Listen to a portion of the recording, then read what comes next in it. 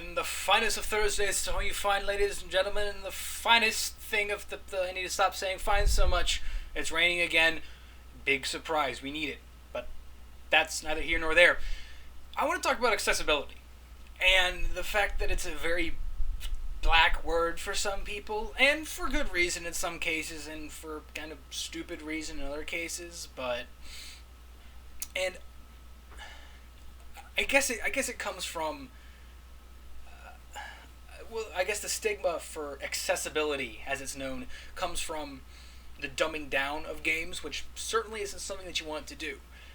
But when executed correctly, making your game accessible just makes it better for everyone. And I suppose it could be said that other games make your game accessible. Like in the sense that Awesomenauts is a very easy to pick up MOBA game. And it's not free, so that changes how you look at it a little bit, but it teaches the core MOBA concepts in a very different way and applies it differently. But if you play that game with I'll be honest, it has a very low learning curve, although the skill curve is exponentially different from any other MOBA. If you learn the basics from any MOBA, you can transition that to any other MOBA, and Awesomenauts I think is probably one of the best ways to do that. But this isn't going to be an episode about Awesomenauts as much as it is an episode about accessibility. Now, when Dark Souls 2 started to be talked about more, they were talking about making the game more accessible, and there's a very large outcry to that, and that's very understandable. Dark Souls is a game, Dark and Demon Souls, is a game noted for its high barrier of entry because of its difficulty. Although I wouldn't exactly call it difficulty so much as it is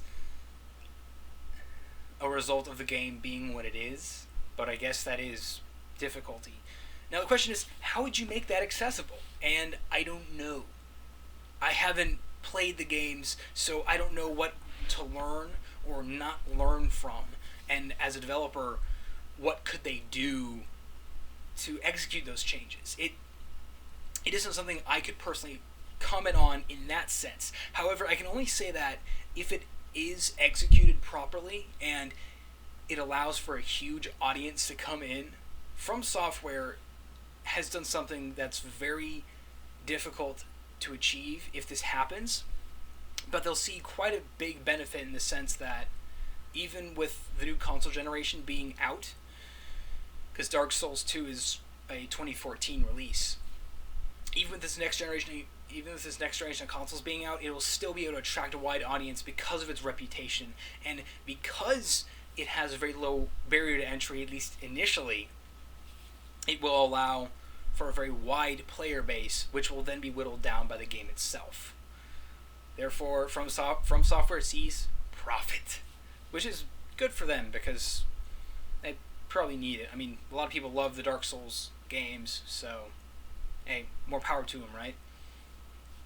Now, I think that a game that's going to manage to do accessibility, it's a very, very rough term to use, is going to be this upcoming Killer Instinct. Now, fighting games in general don't have this in the best way that makes sense to me.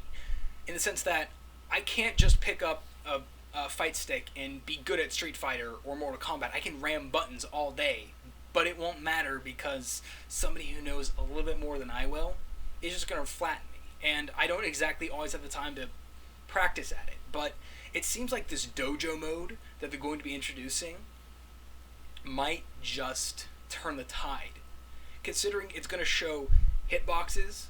It's going to show the timing at which you need to do just about everything from like auto doubles to linkers to manuals to air counters. It's going to teach you from basic combo to like reversing counters.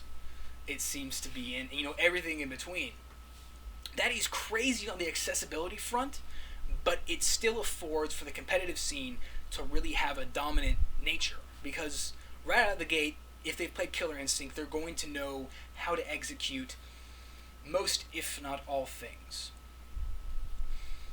But allowing a free game to have a very effective, genuine teaching method is something that I'm surprised more games don't have yet. That they don't genuinely go to the way to tell you this is what you need to do in order to do this, in order to be better. And from that point, the goal of accessibility is not to make the game easier.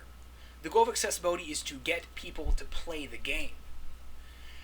And if they can do this with dojo mode to make it so that people learn how to play the game and learn how to be good, then it's up to them to become great.